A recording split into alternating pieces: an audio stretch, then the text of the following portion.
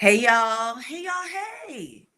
So, okay, it's Wednesday night around 7:30. Listen, Sugar tries to keep it trill, but guess what?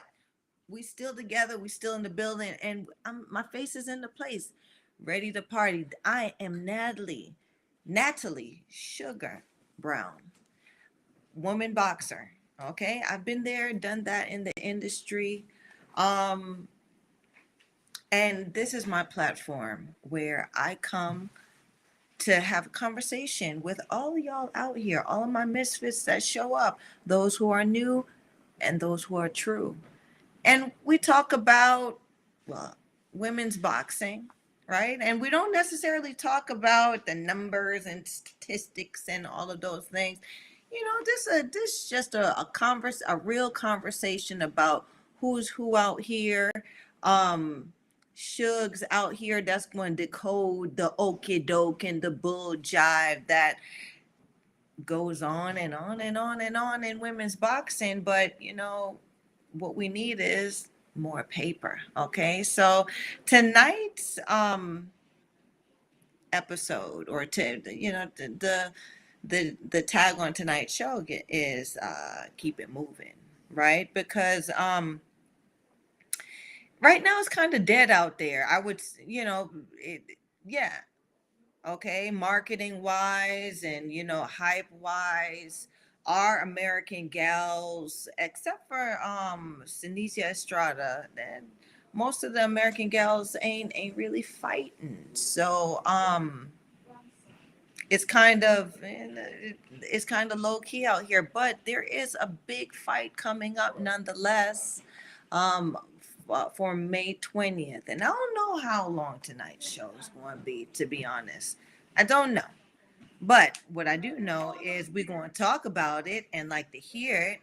Here it go. Okay. So, lovely assistant, do I have any images tonight, or am I freestyling with, are my bars coming freely tonight? Let me know. Let me know. Um, if not, we we just do our show like we do, right? Nothing, what ain't nothing gonna stop the party. Okay, so um like I said, there's a big fight looming where Katie Taylor and Amanda Serrano's fight fell through, which is what normally happens in women's boxing. Fights fall through a lot. Okay. And due to injury, not due to no money or anything, due to injury, which I kind of feel like it's some shenanigans there, but it may not be some shenanigans either. Amanda had a really tough fight just recently.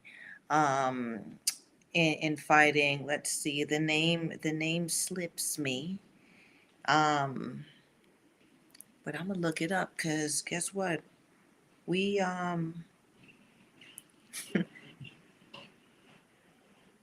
we here, right, in this conversation. So Amanda, and I should be knowing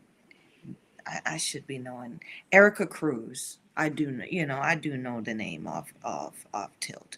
But okay, so Amanda Serrano uh recently had a really really great tough fight against a great contender in Erica Cruz. And it looks like, even though Amanda Serrano may have been the winner on the books, Erica Cruz may be the winner in practicality, where Amanda just wasn't well enough to go on to the next fight, right? She couldn't keep it moving. So, I mean, I understand that. I get that. I like it, right? Because it brings the understanding of the fact that it's still, at the end of the day, it's still a fight, okay?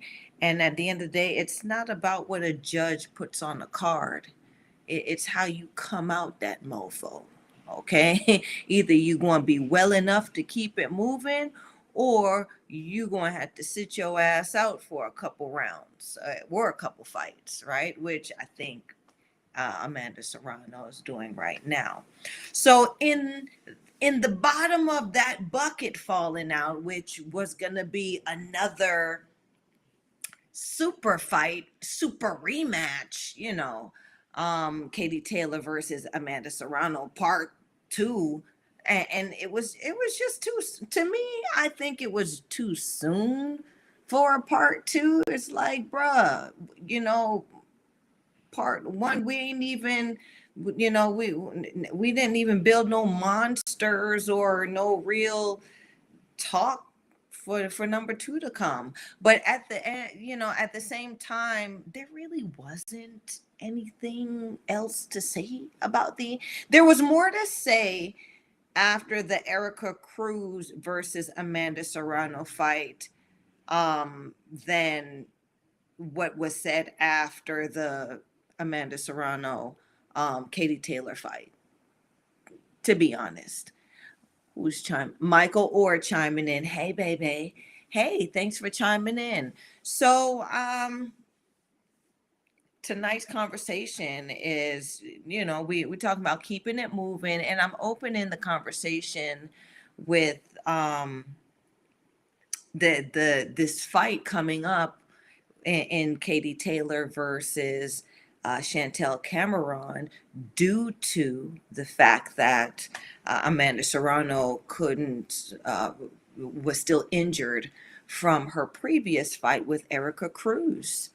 Michael Orr comes in and says it was way too soon. That's why nobody cares that this fight's off. So you right there with me, baby, right? And just as blunt as Mike said it, that's how real, that's how real the shit is out here. Like, nobody cares. Ooh, she's injured. Nobody even wants to know what happened, right? And what's going on. It's like, okay, we want to keep it moving, and kept it moving now into I think a better match, to be honest. And I think a lot of people over there in Europe and in Ireland and UK, because this is now the UK versus Ireland, right? And they've always had a clash, or they've always they got history. Okay, they got history. So in that in this matchup, I really think they didn't give it its due.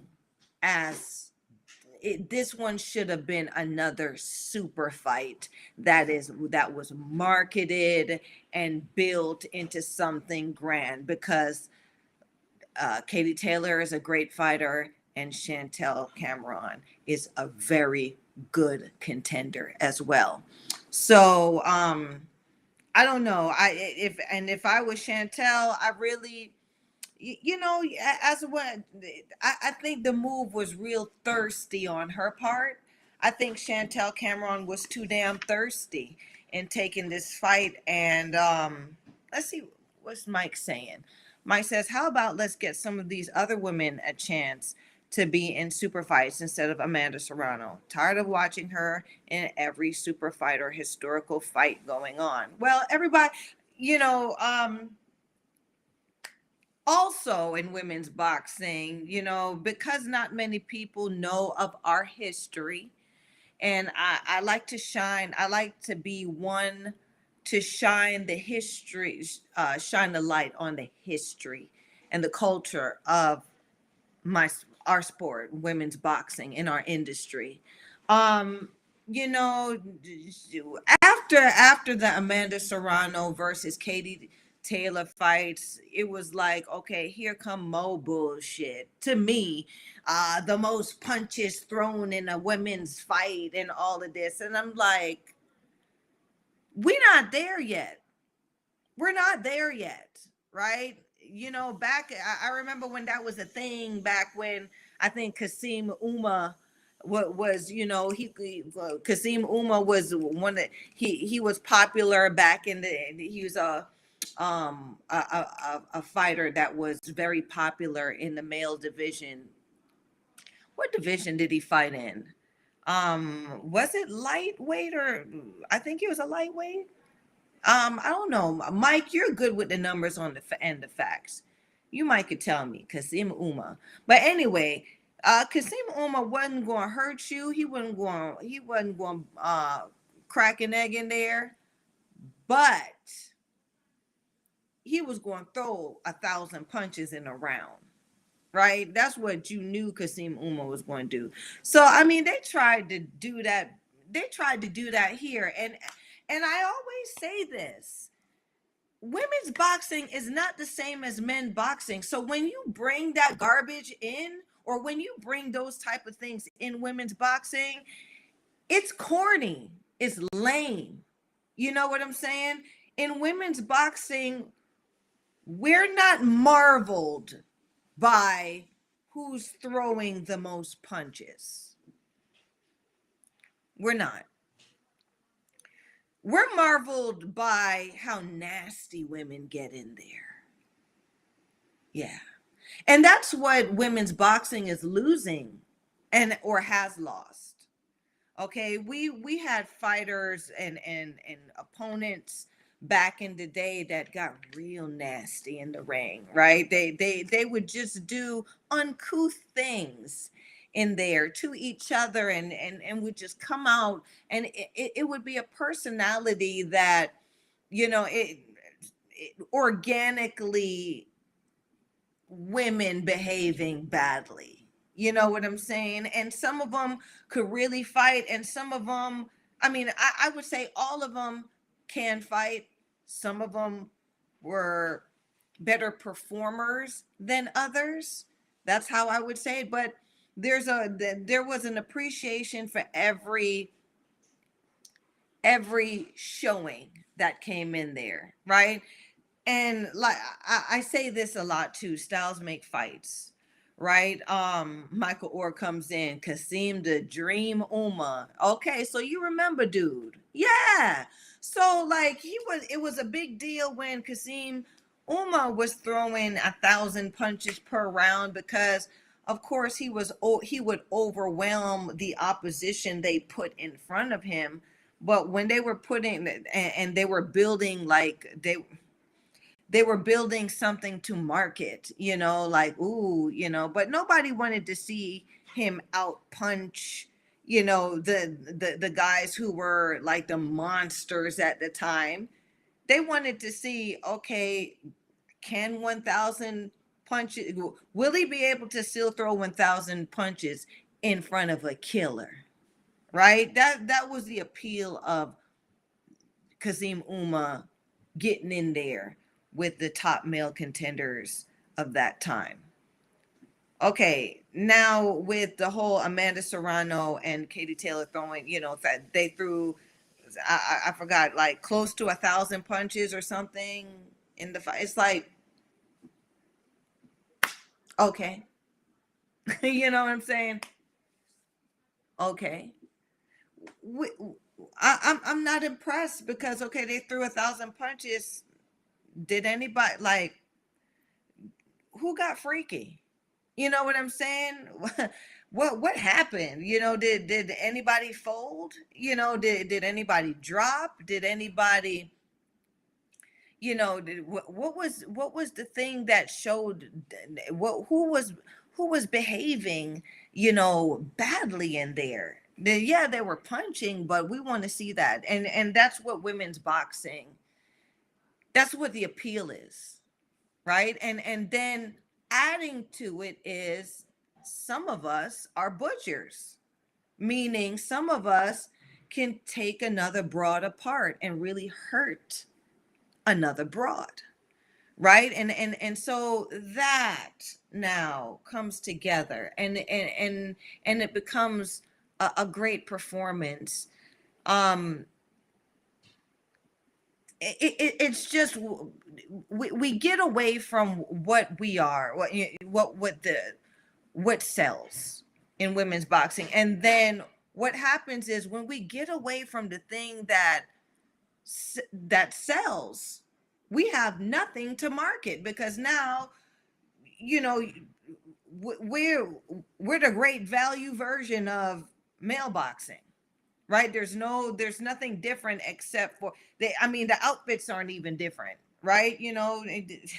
There's nothing there's nothing unique or different about what we offer, except for we are just another gender. That's not going to sell. I mean, I wouldn't even buy that, right? I'm a woman boxer. It's just, let's stick to our appeal, right? So let's go back to this chat. Great matchup. And like I said, a lot of people over there in Ireland and the UK, over there on that end, on that side of the pond, they're saying, arguably, and I believe it, like I'm on team them. They're saying that this Katie Taylor versus Chantel Cameron match is a better and a more exciting match than the Amanda Serrano versus Katie Taylor matchup. Because to be honest, us over here, Amanda Serrano, she's not that, she's a great fighter. Okay, she's a good fighter to all of us, but she's not that gal for us over here in the USA. Sorry, I said it. Yeah, I said it. Right? And this is not me throwing no shade or anything like that. This is the reality of the situation. Amanda Serrano is basically a female fighter over here. And ain't nobody even really know Amanda Serrano. Maybe if you was in Brooklyn, but you got Heather Hardy, that is also like a celebrity in her own right, name wise, in New York, and up there in that state. Not even over there in California, or down south in the dirty, on our little Bama circuit. It's that's what I'm saying. But the names now, Katie Taylor, she's a name. She's that gal of Ireland. Okay. Amanda Serrano, sorry, y'all. Chantel Cameron, she has fought her way. She is that gal in the UK. Now we got something.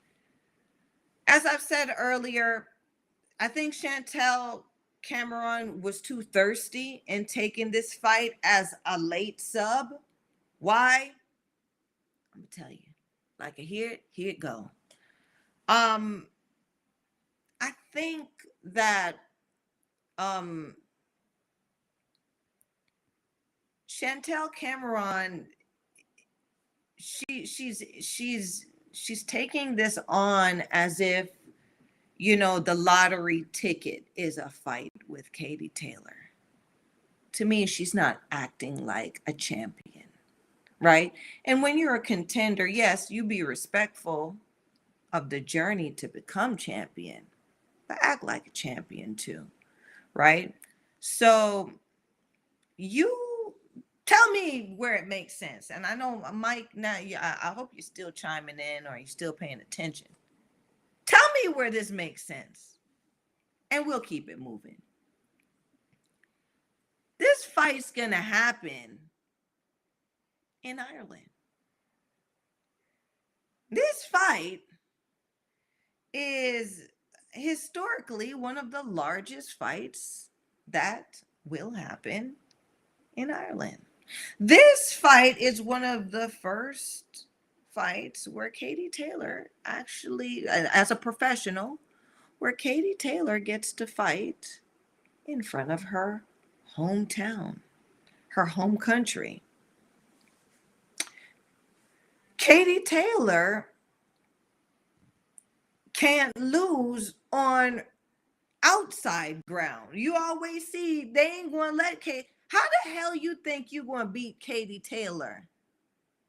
This is like, do you fighting her in her bed? In her own bedroom. How the hell you think you gonna beat Katie Taylor? I mean, girl, the odds are that you gonna have to kill that broad in there, right? You can't think with your little thirsty ass that you gonna come and beat Katie Taylor on this card like that. And I think what happened is, maybe Amanda Serrano also saw that, where in her heart and soul and mind, she was like, I ain't finna lose 2 times behind this broad. Let me pull this injury so they could forget about this whole thing. Cause we're not gonna run it back. Let's see who's Cedric Sports Chain Training. Hey, Sadie. Hey, thanks for chiming in. Hey. What up, champ? Just checking in. Much respect. Thanks. I love it when you check me. Um, Thank you. And I don't know, Seti, you tell me what's going on. Seti, what I want you to tell me, because I know you the general. I know you a general over there in Canada. Tell me about your girl, Jessica Camara, and what happened. Tell me what happened to her in Quebec. Tell me what you think. Did you even watch that fight? You really should. Mike should have our Mike and Seti. Y'all should have had watched that, because Seti, you should be telling me how to round, who you think got what rounds, because that's what Seti does on Sundays. And then Mike too, I think on Sundays, knockout of the week, right? I mean, it was a technical stoppage. But Mike, I know you seen it. I know you saw that. Y'all let me know what's going on. What's going on with y'all girl over there? Um, and why y'all think about that? We won't go back to what I was saying. Oh, said he done popped back up and said, Cedric Sports Training says, no, I apologize. I missed that one. I'll go back and score it. Now, Cedric, and I'm calling you by your whole government name now, so I'm not pleased. You should have watched that fight off the strength that that's a Canadian girl. Y'all supposed to be giving y'all girls love. Her and the Vanessa Bradford, right? Bradford got the title. You ain't scoring. You ain't come on now. You got to score for these broads up there in the Great North. They representing, right? And you too, Mike. I still ain't heard from you.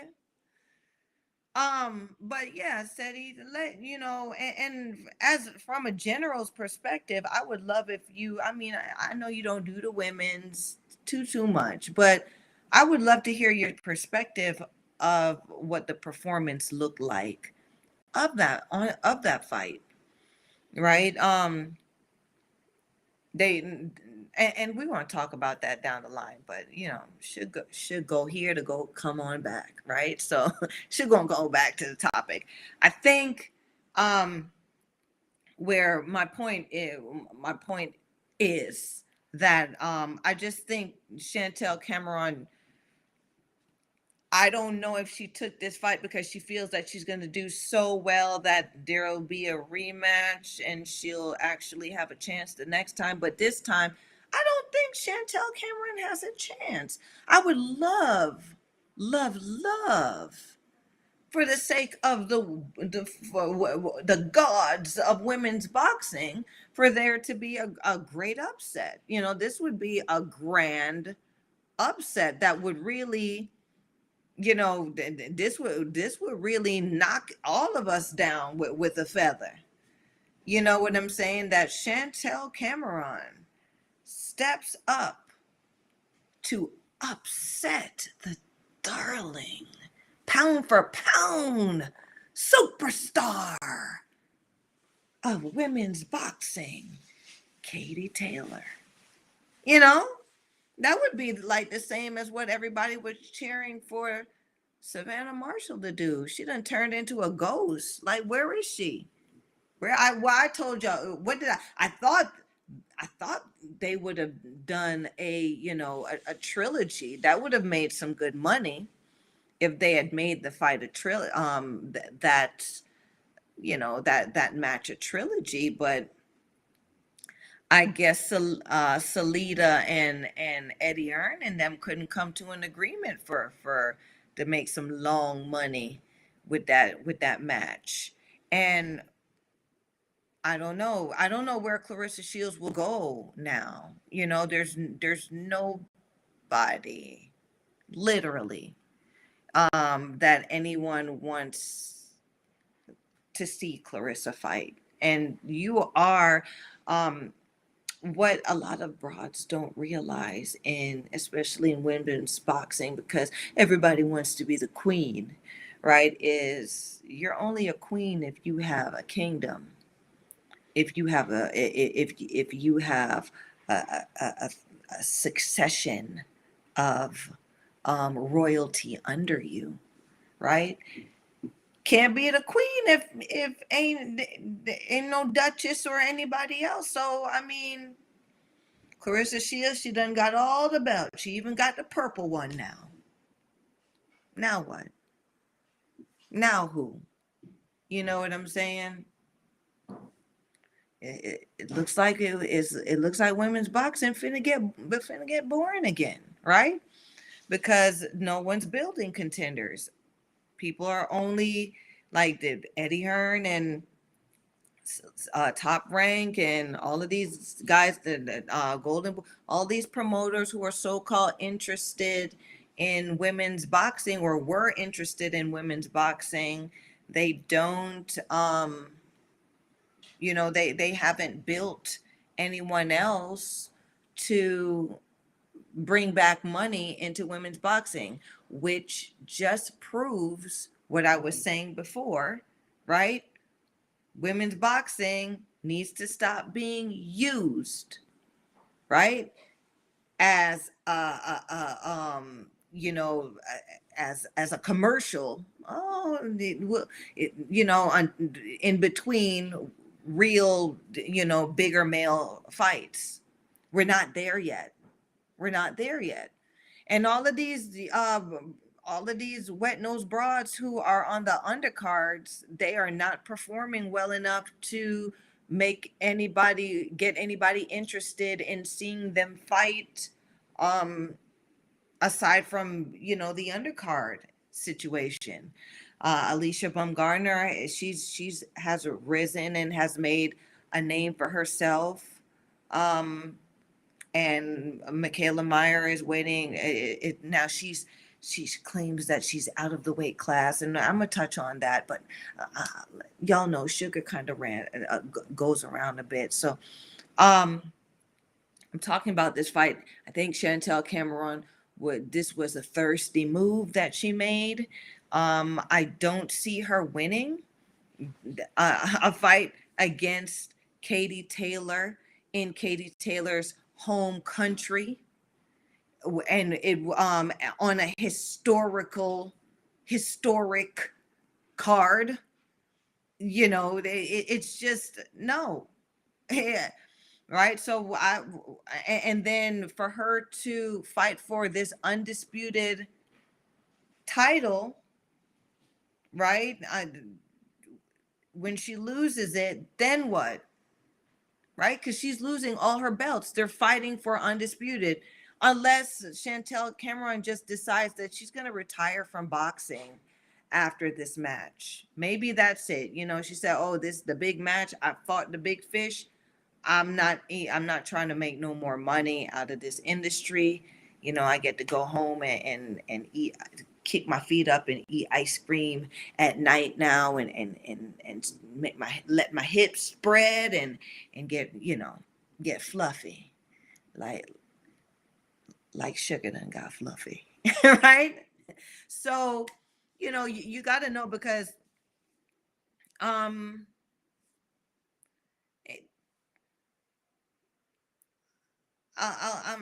just say this. You have to have a champion's hat on in your mind, right? Katie Taylor, yes, she's the top dog, And yes, you want to dethrone her, but you know, and if you're going to give somebody your cookies, let it be on your terms.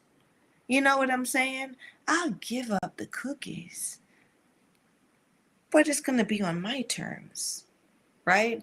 I'm not going, you know, let you let you take me out on a cheap date, and then give you what you want in the back of a 1990 Honda. I'm not going to do that. Right? It's going to be on my terms. Right? You want to take me where I want to go, right? And then we want to do what it do, how I want to do it, where I want to do it, right? I don't care. You could be you could be Jesus H Christ, right? And be like Jesus, Jeebus. We gonna do it how Sugar want to do it, right? Um, that's just my take on it. I looked at the press conference. The trainers spoke, and I thought they had some interesting things to say. And over on Chantel's corner, her trainer Jamie Moore said um, he did observe the fights between Delphine Pursoon and Amanda Serrano, which were like these two contenders were the ones that everyone was banking on, that said they came the closest to beating Katie Taylor. But Jamie says that he believed that Katie Taylor did edge them in that fight. So Katie Taylor did just enough to win these fights. Um, he also says some garbage though. I mean, he said a lot of garbage, but this garbage is what stuck out to me. Um, Jamie Moore said that Katie Taylor paved the way for female fighters to fight on such a large platform and get the rewards that they deserve. I'm just wondering who who paid, like, um aside from fighting Katie Taylor, I don't see anybody making that the kind of money that and besides like a handful of women's fighters, I don't see besides them. It's just a steep fall in funding for who's making money in women's boxers. I mean, in women's boxing, as far as the boxers. So I mean, we not going to, like, I believe in, I believe in, brown nosing, where I guess where you should, because he wants to stay in this little pocket of, okay, we want to we want to be good sports, so they'll invite us back again. But don't come no don't come out your mouth with no bull jive, right? Uh let's let's just call it this, as in this is as in boxing history. Christy Martin is the female boxer that paved the way into being a face on a mega platform. And Don King is the person behind that, right? No one did that, or no one thought to do something like that before Don King did it. Okay, so let's be respectful to women's boxing, and let's be respectful to the people who actually paved the way. Okay, because in this, I mean, Eddie Hearn doing all of this, he's learning from what Don King did, and what everybody else did surrounding Christy Martin in the 90s. Okay, because Christy Martin was the one that she was on Sports Illustrated, right? She was doing it. Um,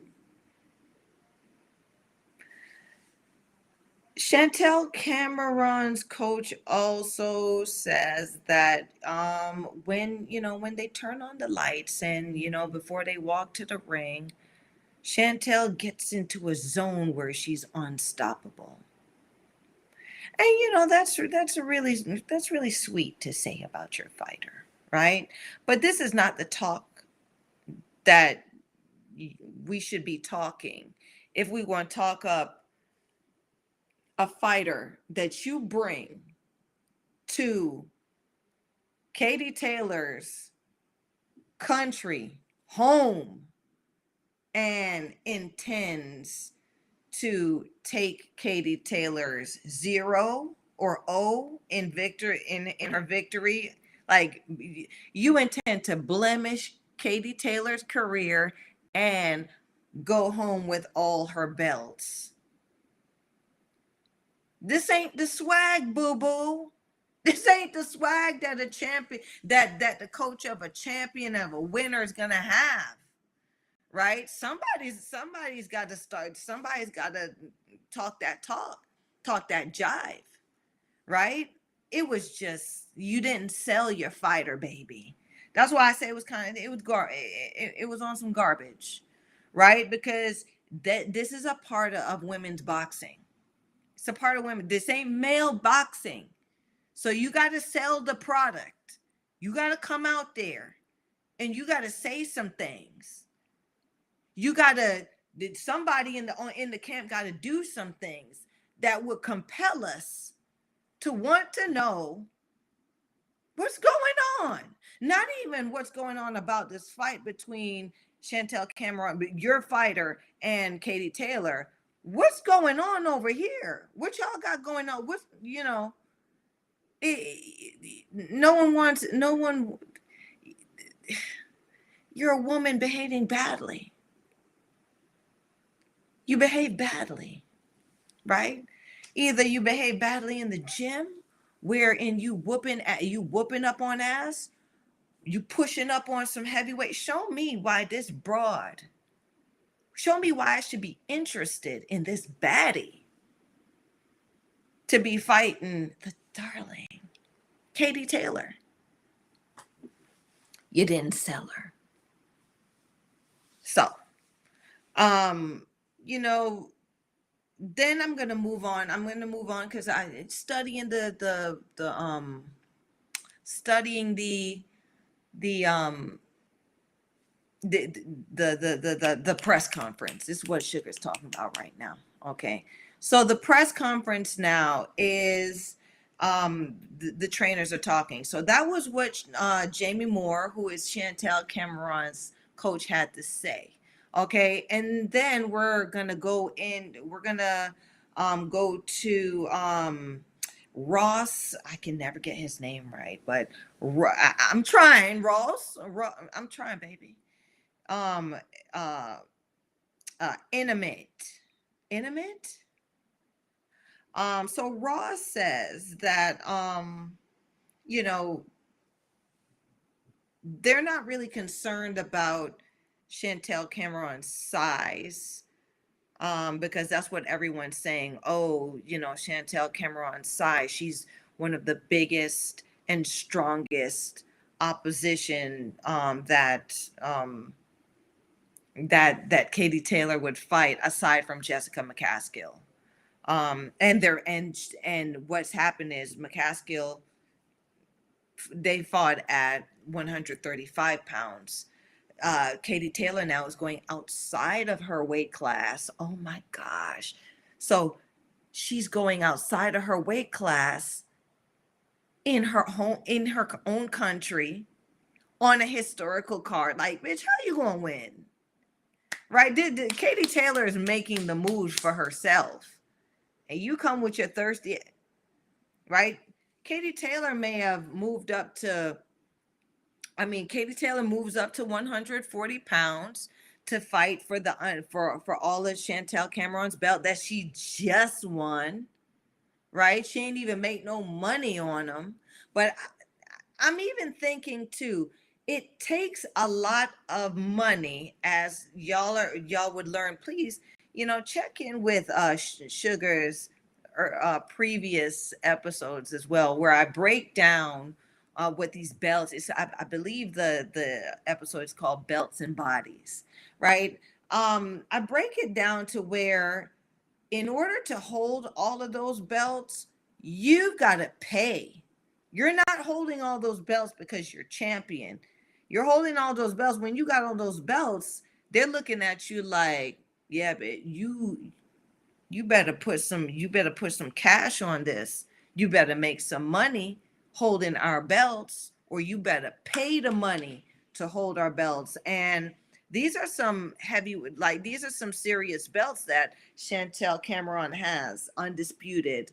Look at me checking my elbow and stuff on the on the live screen. Y'all know Sugar's at home with y'all. I'm doing all of this, right? But where was I? Lost my train of thought. Yeah. So I mean, holding the belt, I mean, the numbers are never really thrown out there, but these are some serious belts. So every quarter or so, you would have to drop at least $20,000 on that bill to hold them belts, right? It ain't 500 no more. Like back in the day when us women, we had our own belts, and you could pay like a little 500, little thousand, maybe $1,500 to hold them belts. No, now women are on a platform and they're making all this cake because Katie done paid the way. Well, bitch, you got all the belts and you got all, like, you undisputed. That means you got all of them. You got all four of them. So 20 times one, two, three, four. What's that? That's 80 grand. So maybe Chantel is saying there's no way, because Chantel is not huge like that, which is why I feel like she should have taken her chances and bet on herself to try to make some money while she has those undisputed belts, right? What she's doing is maybe she's playing hot potato with them Johns and saying, I can't, I ain't, before next quarter, I ain't got the 80 grand. So Katie Taylor, right? And then when she participates in this, she can get maybe a 6-figure purse and she can cash out, right? I mean, yes, that makes sense business wise. It does. Legacy wise, and Sugar's a melancholic fighter, so I'm more about the legacy. So legacy in my name, and the struggle and what I've done. Um, Maybe I still need to see what kind of fighter Chantel is. Maybe Cameron is more of a phlegmatic fighter, meaning she's in it to do her job, do what she's supposed to do, and just to get the hell out. Michael Orr comes in and says, and when you fight for them, it's 3% of the purse, up to $300,000 for each of the sanctioning body. Wow!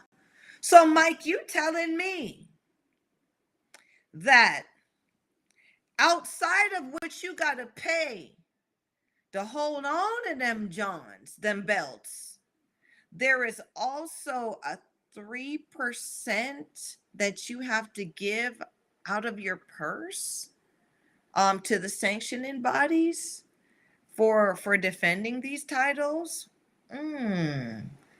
So I mean, I guess the belts are a gift and a curse. If you don't have the money behind it, if you don't have the backing to even hold these titles, um it doesn't make any sense that you have them. I guess women's boxing is for the rich broads now, which really, really, really takes away from our industry.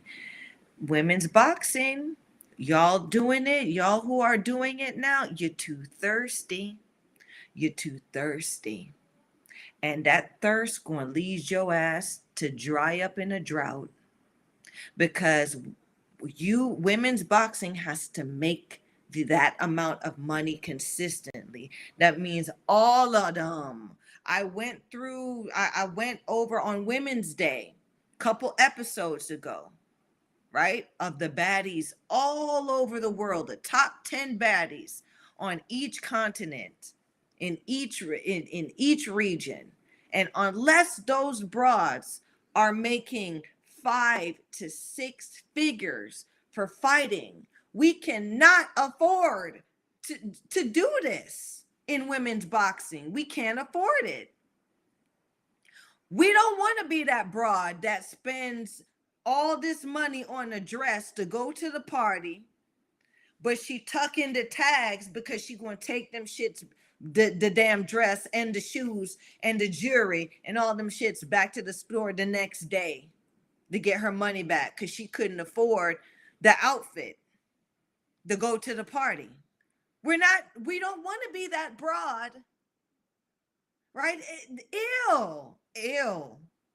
We want to be the broad that shows up to the party, right? Buy it. We can buy our own drinks, but we'll take a drink from this body, that body, because they're offering good drinks. Because we're not thirsty. We could buy our own drinks. We want to be that. Because this whole women's boxing, this boxing industry, especially women's boxing, you got to look at it as a party. I always used to say this when I was active. When I was, calling, I would call around and talk to people who can make shit rain, make it happen. I'd say, why aren't y'all inviting Sugar to the dance? Why? Right? Nobody wanted Sugar to dance because Sugar could cut a rug. Right? And then, it's when they think Sugar ain't got, when you think Sugar ain't ready to dance is when you invite her to the dance. It's just unscrupulous. It is. In order for this thing to, have longevity, and in order for this thing to really benefit everybody, all the snakes and rats and roaches, yes, because they're pretty much all of those in the industry of boxing. There's also some great advocates and nice people, but they finish last, right? We've got too many snakes, roaches, rats, worms that they're just in it to take, and they're not interested in growing anything, right? So when you take everything and it's all gone, then they just scurry off and be parasites for the next thing, right? We want to grow stuff. We want to grow it. We want to where, yes, there are going to be, snakes, rats, and roaches nibbling at the stuff, but we got enough. We got enough to where, okay, they can bite and nibble or whatever, but it's because we have an abundance. We want that. So going back to what I was saying about this, about Chantel Cameron's decision in taking this fight, maybe it does make sense for her. Maybe she realizes that she, at this point, maybe she realizes the numbers and she's not confident enough in herself that she'll bring those numbers in. So she'd rather, um, you know, put all bets on the table and just cash out. Who knows? We gonna see May 20th. Yeah. And guess who else is on this card? Yep. Terry Harper versus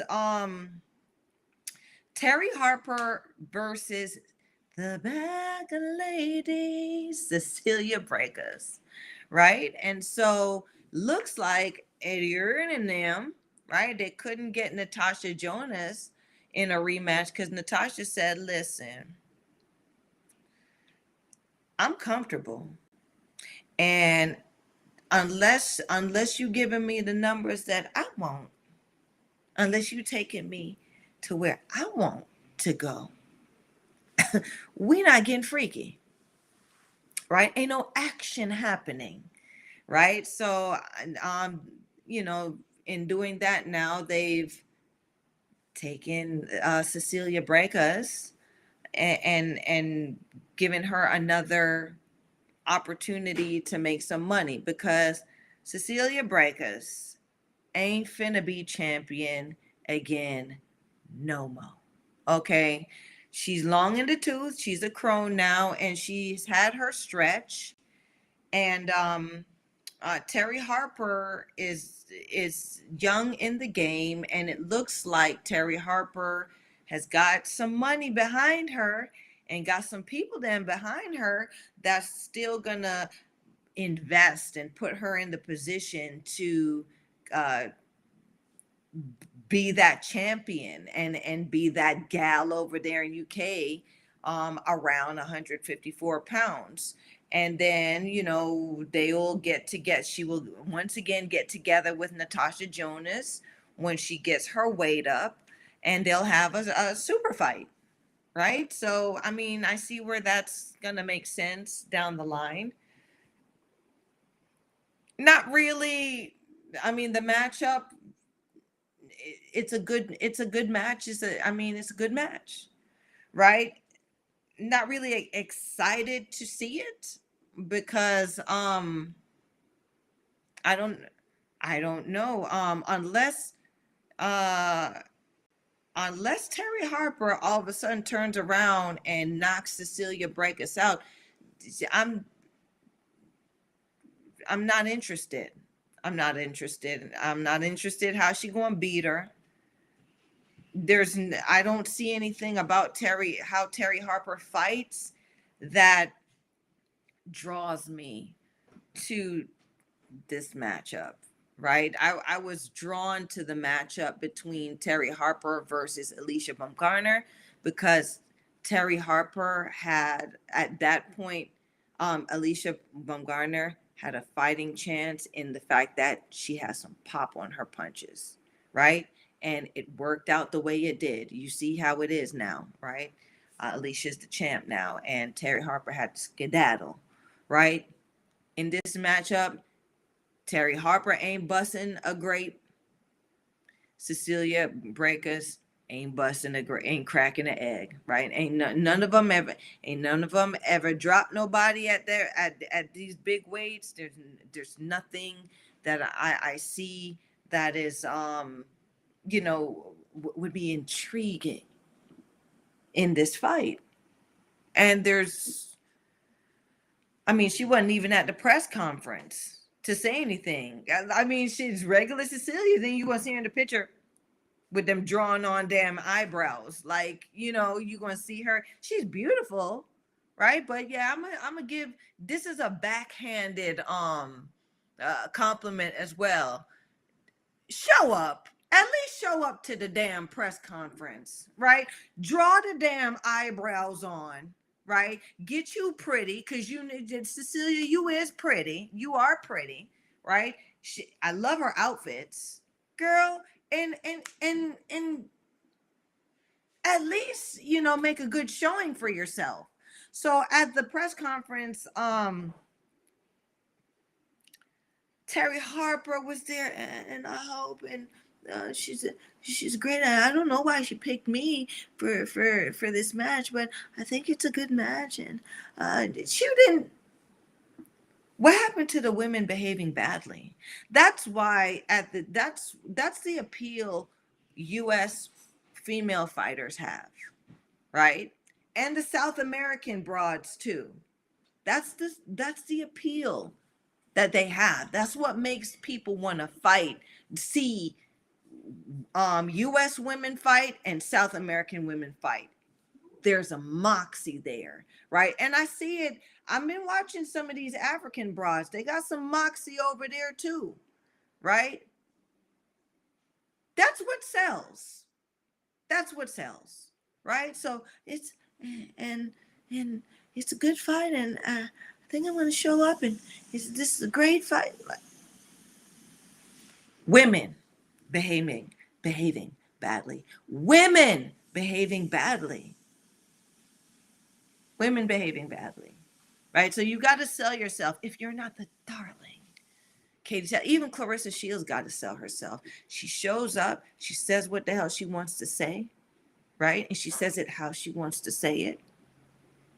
She sells herself, she talks herself up, right?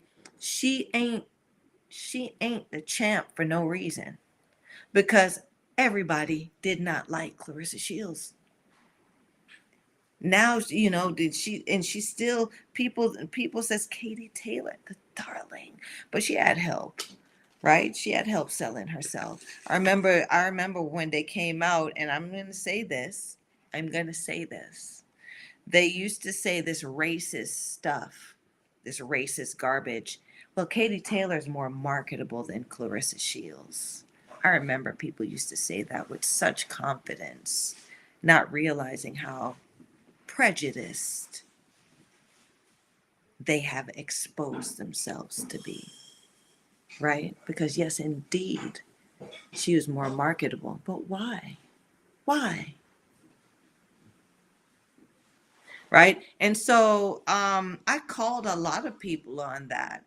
I called a lot of people on that on a lot of these boxing threads.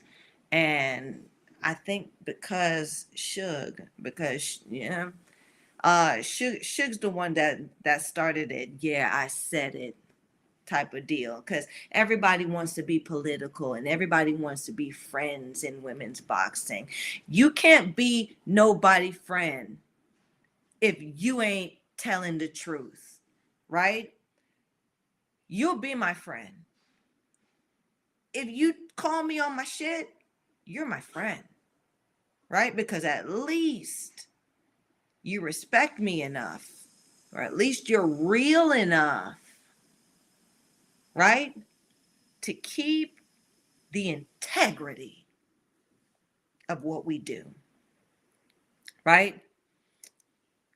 A lot of bodies in my industry, well, in the industry of boxing, especially women's boxing, will talk a lot of smack behind each other's back and don't have the gonads to objectively speak what they truly feel, right?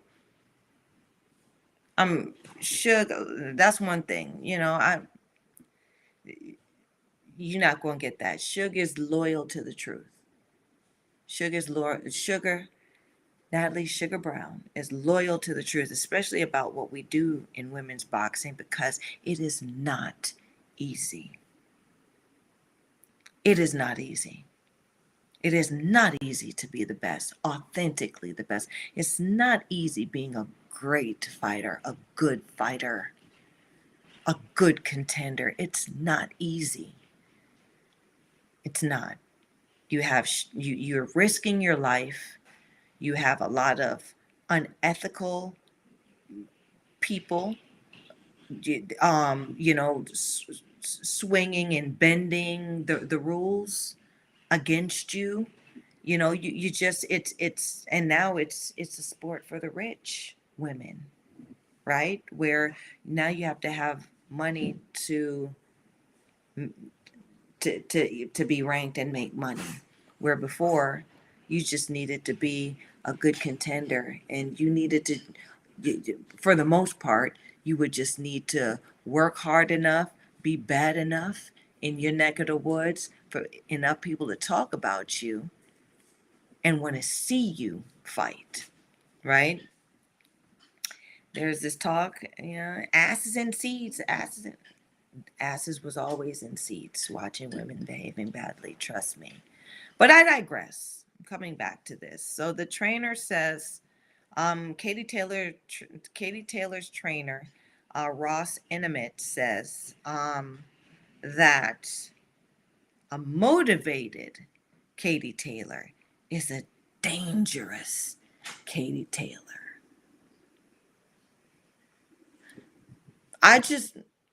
I'm trying to find out what the danger is in a track star slash boxer, cause she ain't hurt nobody. She ain't hurt nobody. What's the danger? A loss? Everybody loses against Katie Taylor. That's not a big deal anymore. So what's the danger? You see what I'm saying? Like garbage. My back's itching. If you're going to, it's corny. It's lame. It's lame. We're coming from killers like Ann Wolfe, knocking a broad flat, right? In Vonda Ward. And Vonda Ward wasn't no pushover. Vonda Ward was over 6 feet, was a WNBA level basketball player. And don't let the smooth taste fool you. Basketball is a cousin of boxing, because you're doing two different things at the same time with your hands and your feet in order to execute and pinpoint target, right? It's just that in boxing you getting hurt. In basketball, you don't, it ain't a hurting business, basketball. So Vonda Ward was, this was like, I believe it was for a heavyweight title. And Wolf was a middleweight and said, yeah, okay, let's see what she got. And walked out there and knocked the broad flat. I think uh Ann Wolf versus Vonda Ward is historically one of, if not the greatest women's knockout in women's boxing history. Yeah, I'm gonna say that. Um, I haven't seen a broad get slumped in that way. Like it's just the way it was done. Um, just a great overhand right, done flat. You know what I'm saying? Perfectly executed against between two good contenders. But we don't know what's happened. I mean, good stuff has happened underground, right? But we're talking about sanctioned fighting, right? We're talking about on a platform, a sanctioned platform. That's one of historic women's boxing historically profound knockouts. So we're going from that to Katie Taylor being dangerous.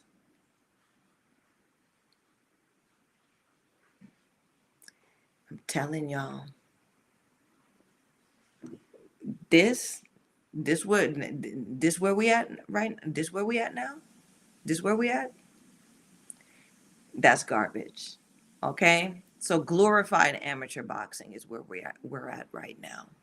Let's stop it for the sake of longevity, for the sake of, the future. Let's stop it. We gotta stay in business.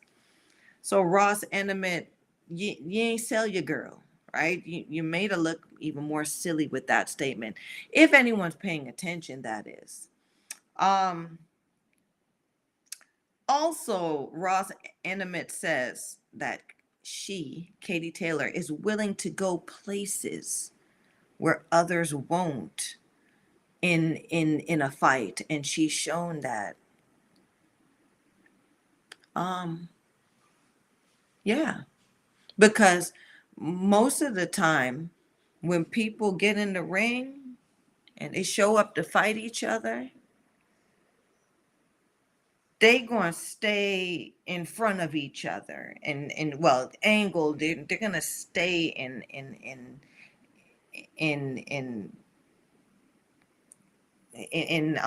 you know, position to fight. Ain't nobody running. And I mean, I've given this broad a chance. She Katie Taylor runs. Okay, she runs, right? So going places where others won't, you got that damn right. Because ain't nobody signs up to run. We sign up to fight.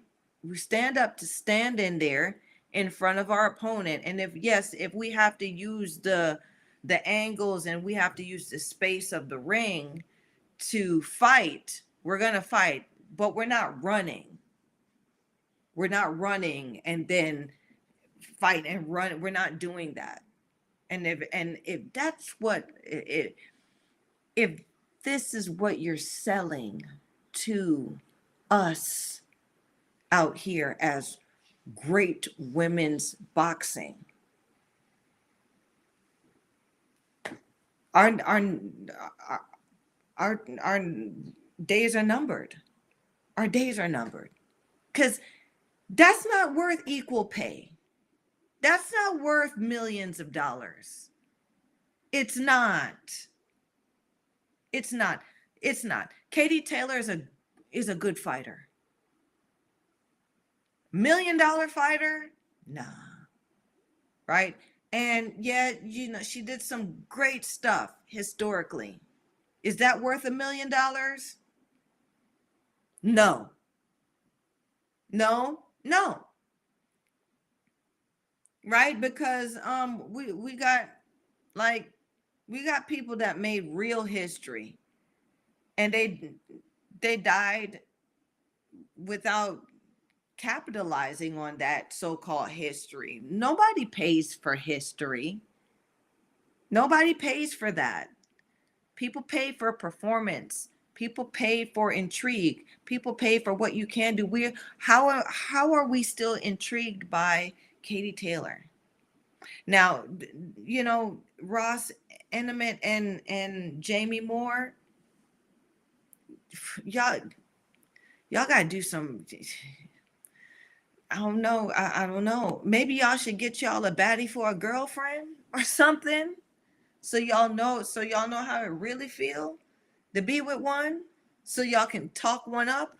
Because the way this press conference went, I the only reason why I would buy it is because, I personally am curious about women's boxing, and I'm a boxer, I'm in the game, right? We want to bring people to our part of the market. We want to bring people to our part of the market. So how are we going to do that? Selling this. You couldn't you can't even sell that in mailboxing. We've got to women's boxing, and then I'm sorry, on these platforms that post women's boxing, no one's saying this stuff. I think I be hearing that Twitter's on fire. Sugar need to get on Twitter. That's what I need to do. I'll start tweeting. But I need to have some conversations with people that really have something to say about this, because this, oh, we're all friends, and oh, I'm not going to say anything, and I'm not going to say how I really feel about this garbage out here, is not going to benefit any of us. But nonetheless, it's a huge historical fight. Katie Taylor's the main event. She got guys giving her male boxers now. She's feeding her fellow boxers in Dublin, Ireland now. They are now able to have a huge platform to fight on due to the darling Katie Taylor. And that's awesome. Um, and I think that's really the win in this matchup.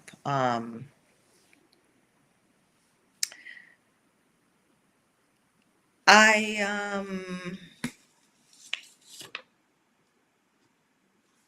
also going to just touch on this fight coming up between Michaela Meyer and Christina Leonardo, because I read an interesting article where Michaela Myers, because nobody's really, I haven't seen any media where Ms. Leonardo has come out saying anything about this fight that she has coming up versus Michaela, right? So she might be just focused, right? But Michaela is has a lot to say, I guess, about her transitioning to a higher weight class, where she kind of exposes the game a little bit. You know, Michaela Meyer, she says about the weight difference, and this is in the article. She says the about the weight difference, it's making a huge difference. She says this week I'm thinking about getting my weight down, or uh, I would be thinking about getting my weight down before a fight. And that's what I would be thinking 10 weeks out, and cutting my calories. And in doing that, never allowed me to build muscle and strength. So she's basically saying that she knew that she was going to dip down and be a weaker fighter, right? So how do you know that, in knowing this, you're going to dip down, you're going to be weak, you're not going to be um you're not going to have your muscle and your strength, but you're dipping down to do this anyway. Why, pray tell, would any fighter do that, especially a fighter in Michaela's position? Because she was never worried about anybody actually winning or beating her, so she could make that sacrifice. She was in a position with Top Rank that they were handpicking her peoples, and she, as long as she finished the fight on her feet, she would be good, right? Which she did. Which she had done until she met someone who had just as much of a pull as she did, in Alicia Baumgardner. Alicia Baumgardner would have ultimately, if Alicia Baumgardner did not uh, get under the Eddie Hearn camp, right? Alicia Baumgardner would have lost that fight versus Michaela Meyer, because Michaela Meyer always had Top Rank behind her, and that promoter is who's going to sway the judges and the scorecards and everything else that comes with it.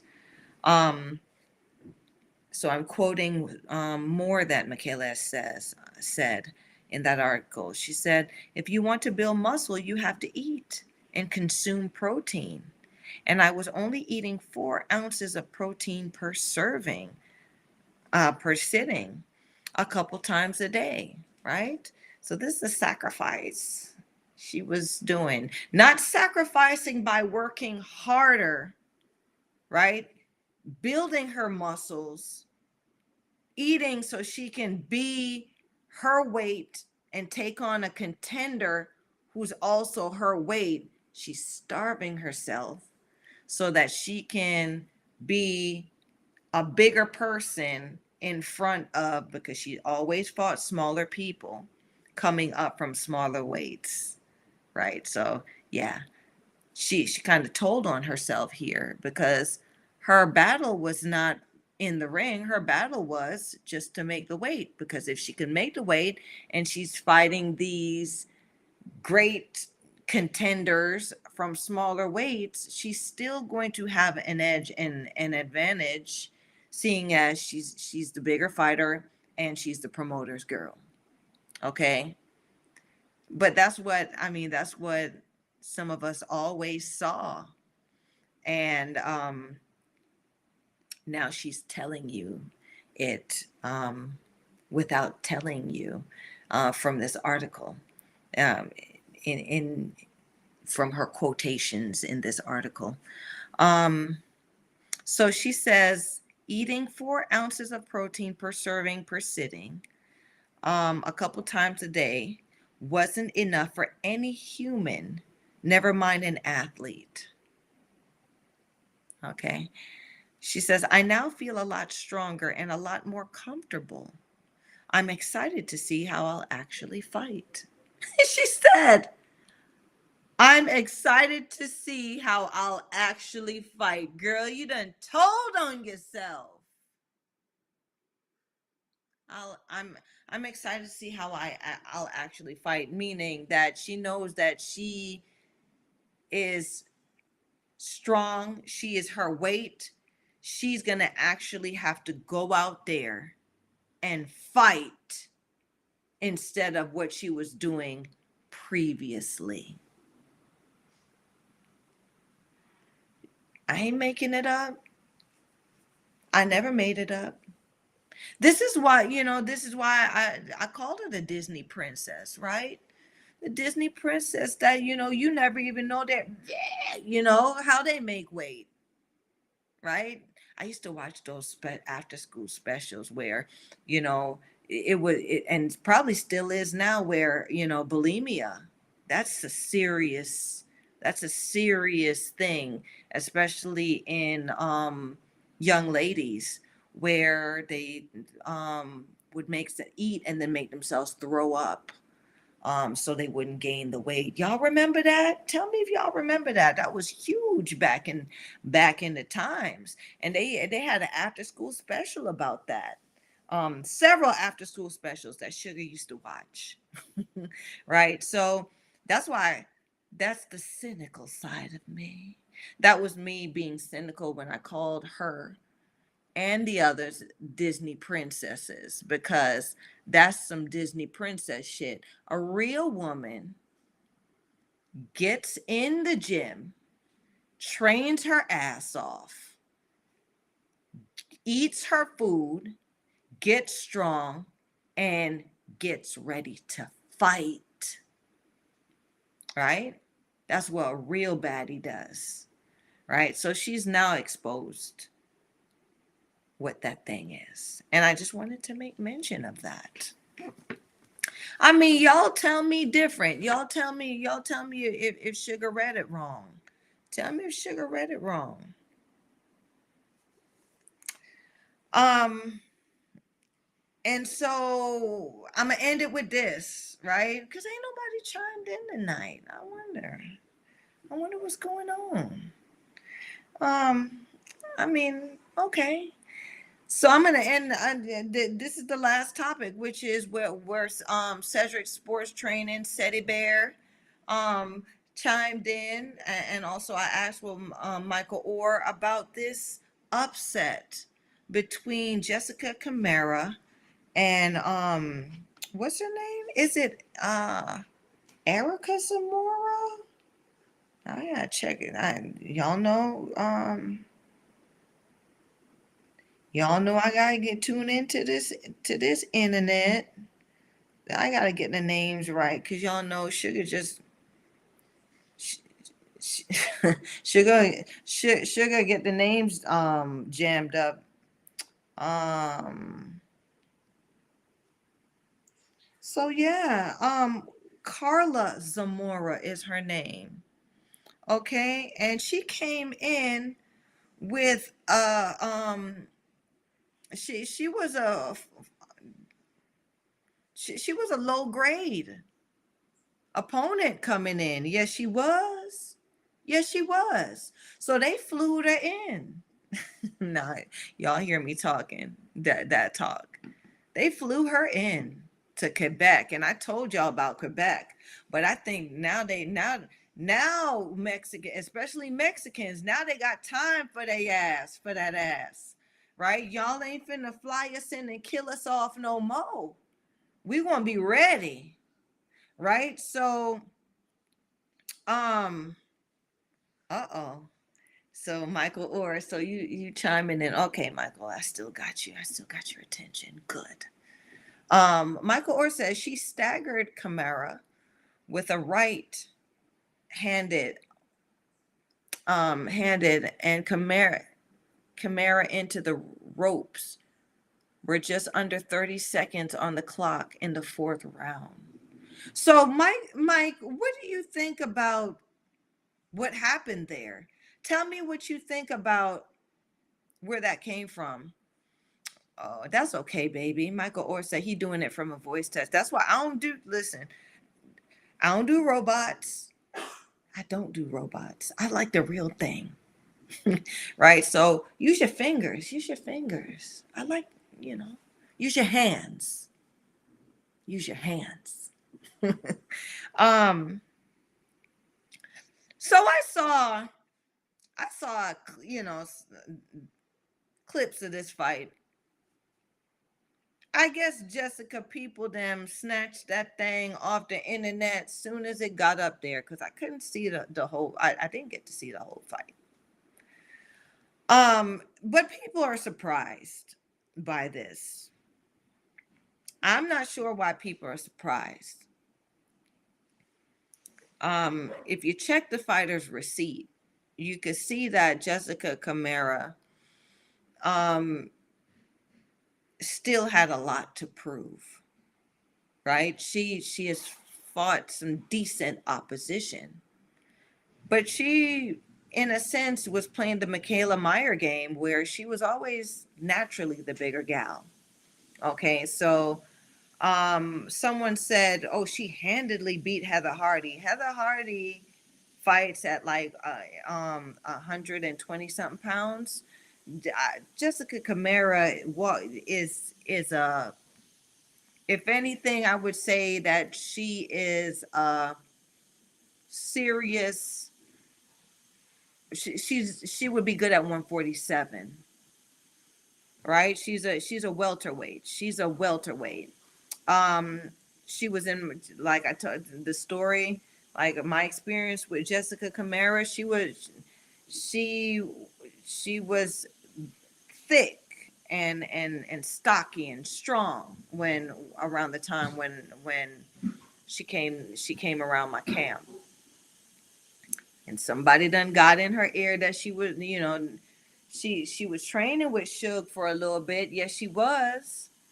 And what she did was she thought she could dab up some of Sugar sauce.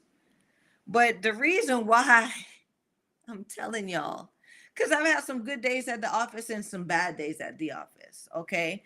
The reason why Sugar got the sauce she got is because Sugar works hard. Sugar ain't a natural. Sugar works hard, right? I may be a natural, but I still work. Sugar had to come. While these broads, came into the game, at their 135 pounds, 104, whatever, right? I came in the game. I was a top amateur at my weight class. Then I had a child and went up to 320 pounds. Yes, I did that. I'm I still don't know how, right? But it was not easy coming down from that, mentally, physically, spiritually.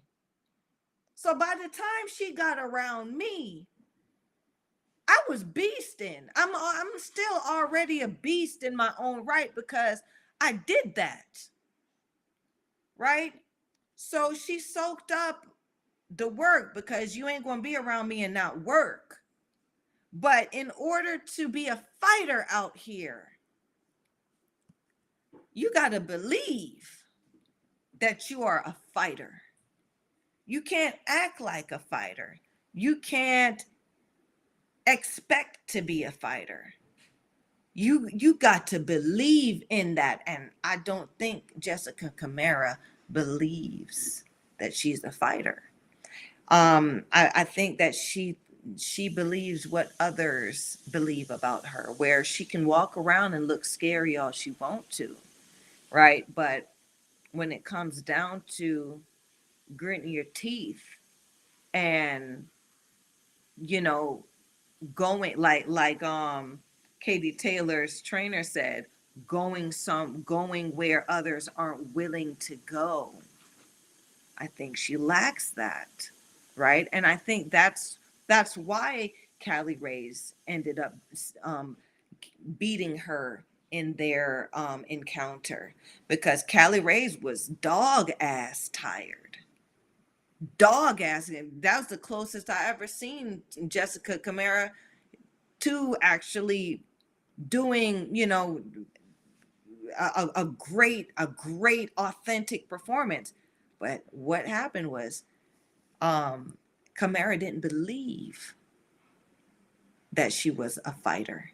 She was just fighting. Callie Ray's dug deep in that fight. And she believed, shit, bitch, you ain't gonna beat me. I'm Callie Ray's. I'm Callie. That's what she said. That's what Callie said. Callie's not looking at her as, oh, I'm working hard. I'm gonna win this round. Callie Ray's was like, hell, you ain't.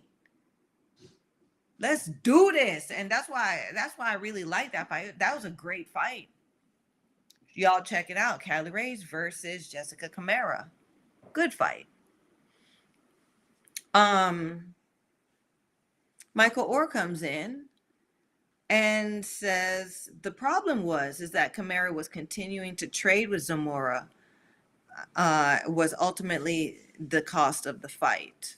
Michael also comes in saying in the fourth round, once Mara, not Camara, into the room with just under 30 seconds left of the clock, so she unloaded more than 20 unanswered punches, left the referee to stop the fight.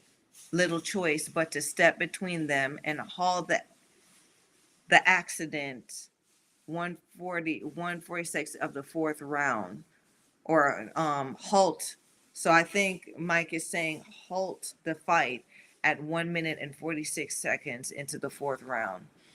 Michael Orr then says this is definitely going to be a bit of an obstacle for Camara in her pursuit. Now, I'm going to say this now. Michael Orr said, yes, that's right. Did I get it right, baby? Thank you. Okay, good. I'm glad I got it right. So I think what Mike was saying, that it was the fact that Camara decided to trade with Sugar. Michael Orr says, you know me so well, Sugar. Listen, and I know there's more for me to get to know, but you keep playing around. You don't show up when you need to. But I'll play the game. I'll play the game, Mike. But back to this chat. So Mike feels like it was the fact that Camara decided to trade with Zamora that costed her the fight. But what I saw was something very familiar. And I believe that Jessica Camara is known for her aggressiveness in the ring. Okay? She has aggression. If anything, she has aggression. You have to have more than aggression, though, right? There has to be something. You have to a, a, a, aggressive is an adjective, right? It has to describe something substantial. Okay. So aggressive combos, aggressive footwork, aggressive grappling. Something has to be aggressive. You can't just be aggressive, right? Aggressive only describes a noun, okay, or describes something. So, what happened to me was in this fight is I looked at Kamara. I saw it in her face at her press conference. I was like, that's a young broad. Why is she looking old like that in her face?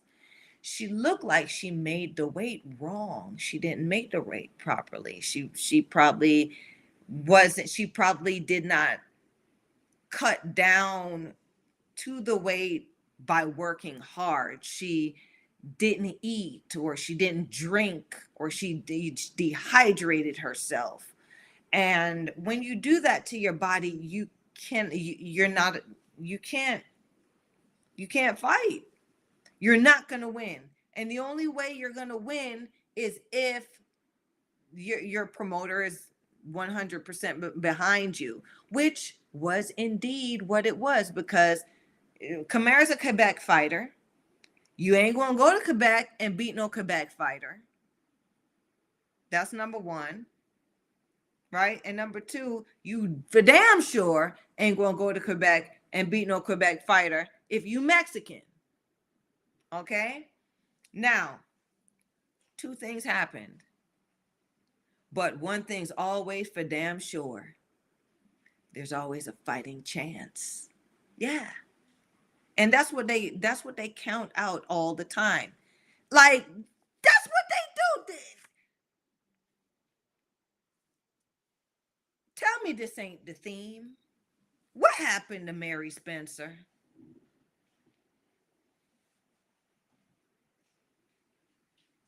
Same thing.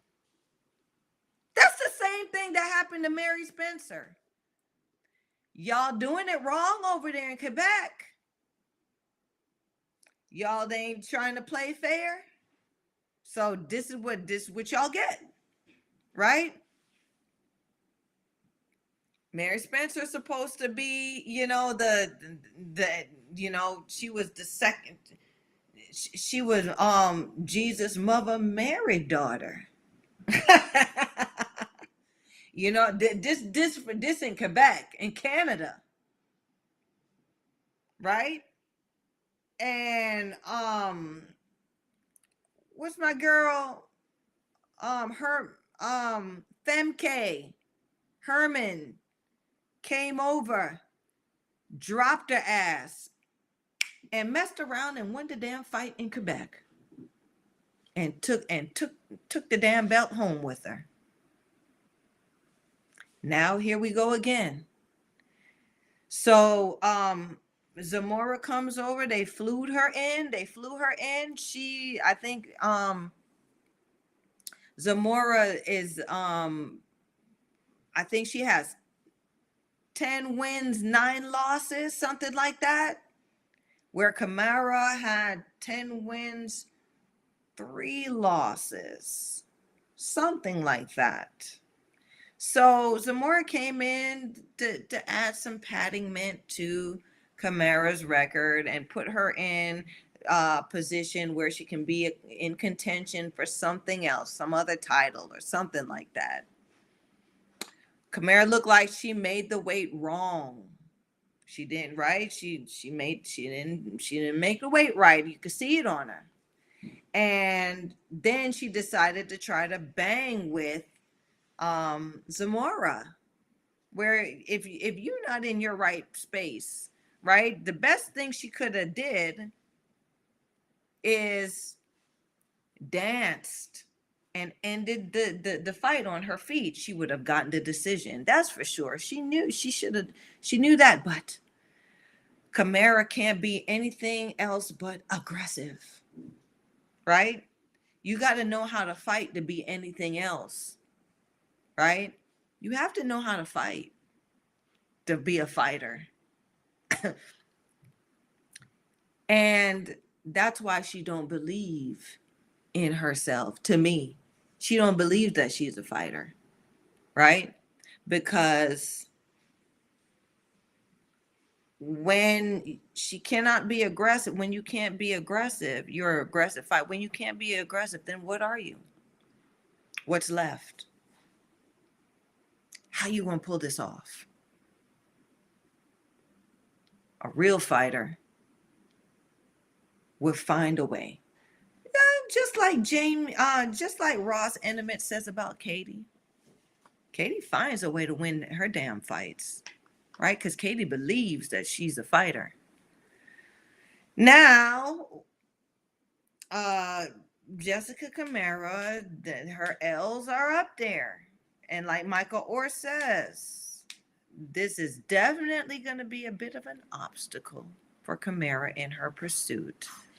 Not only is it going to be an obstacle, it is going to be the thing that stops Jessica Camara from being considered a champion, or getting her that opportunity to be a champion. 1 minute, y'all, 1 minute.